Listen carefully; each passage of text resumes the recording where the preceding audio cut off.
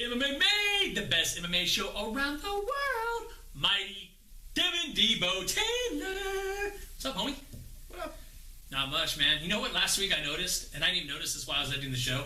I was like pointing to myself saying Devin, and then I never said my name. Like I never introduced myself. That's probably good. Well, maybe. Yeah, to just not even mention myself. Don't even worry about you. No one really tunes in for you. I don't. They tune in for you, right? I mean, basically. Yeah. Oh God. All right. Let's just. Oh, we didn't have any fights the past weekend to bet on, so I guess default. And it happens, bro. It's like basically your Dominic Cruz, like you were injured, so and like, I'm still like supposedly one of the ranked pound for pound champion. Like supposedly you're good, but you don't actually make any picks, so we don't really know for sure. This week it might happen. Let's start right into it. UFC 176. Oh wait, there isn't a UFC 176. Nope. There is not. Ronda Rousey couldn't, she couldn't get ready in time. What? Knee surgery? No. Whoopsies. Yeah, so it's not scrapped. It's postponed. But then they are going to have 177, so the numbers is weird. It's going to be like last year. I don't remember the number, but the one John Jones was supposed to fight Hendo. Yeah. And then they couldn't get it worked out, so it got scrapped, and then it never existed. Yeah, the numbering is weird, but this one they're going to postpone it. I know, so now it's going to be like 176 with like an asterisk next to it or something? Like after 177? Yeah, it's weird. Like 176 AE or 176 BC or... I don't think. Not going to work. Not going to work. Anyways, and then of course going along with 176 and the postponement, all this and that, Chad Mendez calling out your boy Jose, saying, "Oh, he's faking his injury and ducking and da da da."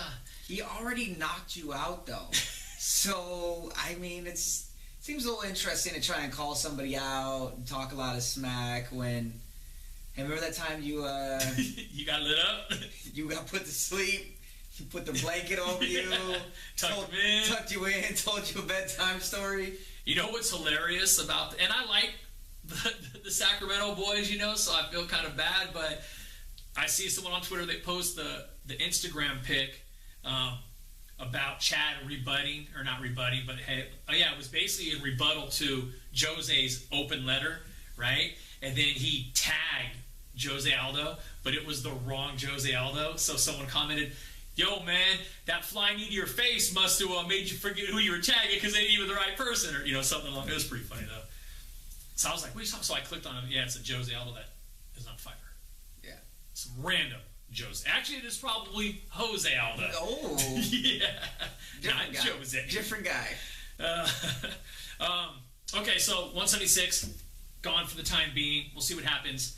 177 is the next pay-per-view. Our backyard, baby, Sacramento. That's like the backyard that we don't like cut the lawn. It's not very nice. We don't want to show people that backyard. No, you don't want to see that. Like, oh, you got a backyard? Like, no, not really. It's not finished. My front yard's nice though. But yeah, you can check out the front yard. That's like San Francisco, like Bay Area. That's real nice. But the backyard, we don't really talk about that back there. So interesting. How do I want to word it? Chain of events. Chris Carriasso gets added to the card to fight Demetrius Johnson for the flyweight title. That's my boy, Chris Carriasso, and I'm gonna root for him. Yeah? I mean, I want to root for him too because he's like that, Bay Area. Hometown. I know his jiu-jitsu trainer. I know his striking coach. Those are my people. Shouts out to the whole crew. But I just want him to survive. I'm rooting for the upset. It would be a huge upset if he could pull it off. I know him, great fighter. Mighty Mouse is lethal. So I'm rooting for the upset. I love him, and I can admit that to him. I guess a good/bad thing is Carriasso was contracted to fight in, I believe, September. So he probably already started camp, or maybe he was about to start camp. So he was probably already mentally prepared to start if he hasn't. So that's one good aspect. But the flip side is it's for sure going to be a shorter camp than normal. I would think so anyway. I mean, most people camp 8 to 12 weeks. That's about 6 weeks out, so it's going to be a short camp, assuming he hasn't started yet. Yeah, but he stays in shape, doesn't cut too much weight, so typical camp is just kind of really like game plan, focusing on what you want to do for him. But there's not really a book on how to game plan for Mighty Mouse. No. He's fast and beautiful technique in every aspect of the game. Try and hit him with something clean. He showed he has a chin, so I'm going to start saying some prayers, sacrificing chickens, doing whatever I can for you. Get the rosary beads out. Yeah, get them rosary beads, get it popping with. I'm praying to Poseidon. I would say, I would think going to the ground is probably his best option. Or I should say his best chance. I think Demetrius is just too fast, dude. You don't want to stand and bang with that guy. You really don't. On the ground, he actually is really technically sound as well. I know Cariaso's jiu-jitsu coach very well. I actually just saw him the other day. I wish I had known. I don't think this fight had been announced yet. And if he had known, he hadn't told me. So maybe that's the plan. We'll see. Who knows? All right, well, let's move on. I actually want to give a little love to a local fighter here. Fights up in the Sacramento type area, a little bit north of us. She is an amateur. She hasn't made pro yet. I like amateurs. Amateurs work good. Oh, yeah, not that time amateur, bro. I got you. Anyways, she goes by the name Yaya. Her name's Shaianna Rincon. 2-0 as an amateur. Okay. Yeah. First fight, pretty legit. First round sub, she's we'll see how long she stays an amateur. Yeah, I'm hoping maybe she gets one more amateur fight, maybe go to pro. I don't know what's the procedure to get pro, it's like how many amateur fights do you take? What do you have to do? But I think with a 2-0 record, that's definitely a good start. For sure. That's a lot better than you started. You started off real bad. Yeah, so, it was like 0-8. I think so. It was whatever. It was sorry. I know that. I'm like Tiki of the MMA MADE show. Wow. The best fighter to fight in UFC with no wins? Yeah, basically. Yeah, pretty much, yeah. The Kimbo? Anyways, her most recent fight, she actually split decision, fight of the night. Nice. That's legit. If you got a stacked card, I don't necessarily mean stacked with big names, but I mean just with a whole bunch of fights in general. It doesn't matter if they're big names or not. You got 10, 12 fights on a card and you pull out fight of the night. That's legit. That means you put on the best fight. Exactly. So you came to do a show. That's what people pay for. And I have to say that honestly, a lot of the female fights, that's what they do. It's like they go out there and I don't know, like maybe it's not in their blood. Like I don't see them wanting to play safe. They go out there like they want to, put some bad intentions on somebody. Well, the females I know have bad intentions, so... I know the females you know, and they do have some bad intentions. A lot of times it's for me, but regardless, they got bad intentions. So it makes sense that they would fight, and they're not fighting me, so I am a big fan of that, and it's good. Anyways, we wish Yaya the best of luck, and hopefully we can see her progress and become a pro. She fights bantamweight. Maybe she makes it to the UFC. That is a current weight class in there. But we also got the straw weights coming up. Well, she turns pro, and then she shows up, and then she gives you a leg kick, and then we could show that. Now, that was for Rose to do. And then Pat Berry was going to do you. I know, but maybe just her show up, and then maybe head kick instead for you? Maybe. Okay. I think if we get a little interview action with her or something, I'll let her kick you in the head or something. See, that's not what I had said. I thought that's what you said. Think about it. That's not what I said. What I had said, she can leg kick you, and then I'll watch as she head kicks you. Oh, my bad. I couldn't hear. Yeah. You didn't talk into my good ear. You're talking into my bad ear right there. So sometimes that happens. Not bad. Anyways, we got another twofer.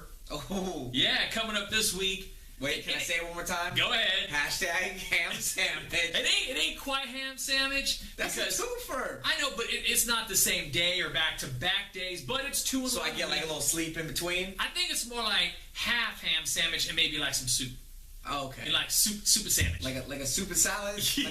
Like a salad and soup? Exactly. Okay. You go down to Fisherman's Wharf and you get that half sandwich and the bowl of soup. Ooh, okay. You know what I'm saying? Good clam chowder. You know what I'm saying? I know how you do. Pier 41, not to be confused with Pier 39. Pier 41 is where the clam chowder is. That's another. Yeah. That's 2 more piers up. You know what I'm saying? Well, actually, because okay, yeah, exactly. So, anyways, we have fight tomorrow night because we record on Tuesdays. Obviously, we've said that before, but we have fight tomorrow night.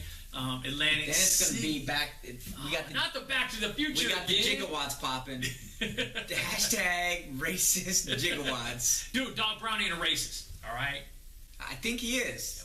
Possibly, but I'm just going to go that's with why no. he keeps going into the past and to erase what he's done. That's bad. Racist. I knew I didn't like him. Anyways, Miller versus Cowboy Cerrone tomorrow night. Who do you got on that fight? I'm gonna wait for you. Okay. You're the champ. We're gonna agree. I mean, the only way we're gonna not agree is if you just want to flip it. But I want to. I know you love Cerrone, and I love Cerrone. He comes to fight. He's a fighter. You're gonna take Miller? No. Okay. You're looking at me like I'm gonna take Miller. Because I was hoping that you were saying like he comes to fight, but I believe in Miller. No buts, baby. No buts. You know what? I told myself, because you're keeping records a lot closer this year, I'm not taking none of those many bets just to try and hope for the underdog when I don't actually believe in him, because then I got to listen to you. Oh, you said he was going to win. He didn't win. I know, because he was underdog. I believe Donald Cerrone's going to win. But I think Miller... You going to take Miller? I'm not taking Miller. What? I'm just saying. You should. Think about it. No, hold on. No, so I'm taking Cerrone, but I mean, Miller has a chance for sure. I mean, he's a legitimate fighter, and I think it has the recipe to be one of the best fights this year. I think it does. I'm not saying it's going to be the best fight, but I think it could be like a top fiver. Potentially. No? Really? No, I don't think so. I mean, I think Jim Miller's style, I think he's looking to take Cerrone down. That's where Jim Miller has a better chance, is on the ground.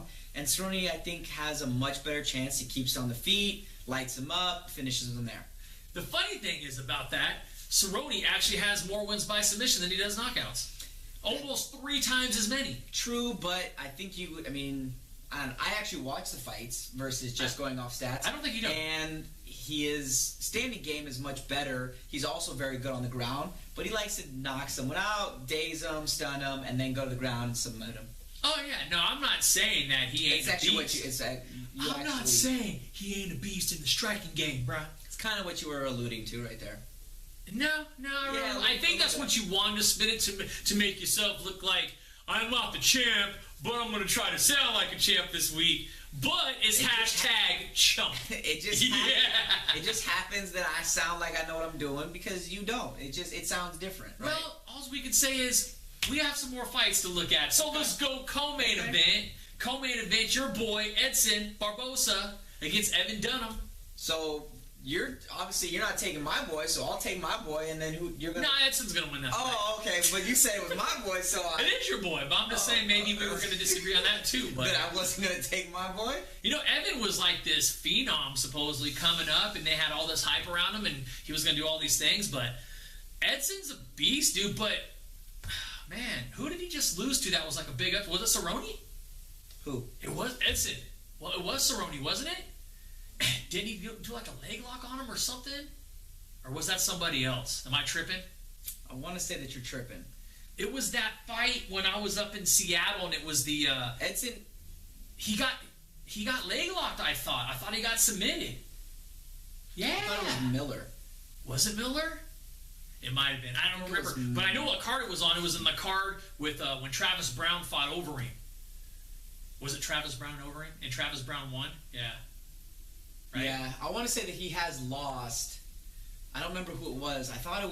I know Miller beat someone that I liked. He might have beaten Dobrong. No, dude, I want to say it was Cerrone. Seriously. I'm almost positive it was Cerrone. Because everyone's like, he's going to get beat, blah, blah, blah, blah. And like, Cerrone was like all, remember? He got tagged and it looked like he was going to lose. And then he ends up going down. He ends up getting the submission. And I want to say it was a leg lock. Okay, maybe. Anyways, I don't know, but I have to go with Barboza on that. He's coming off a loss. He's a beast.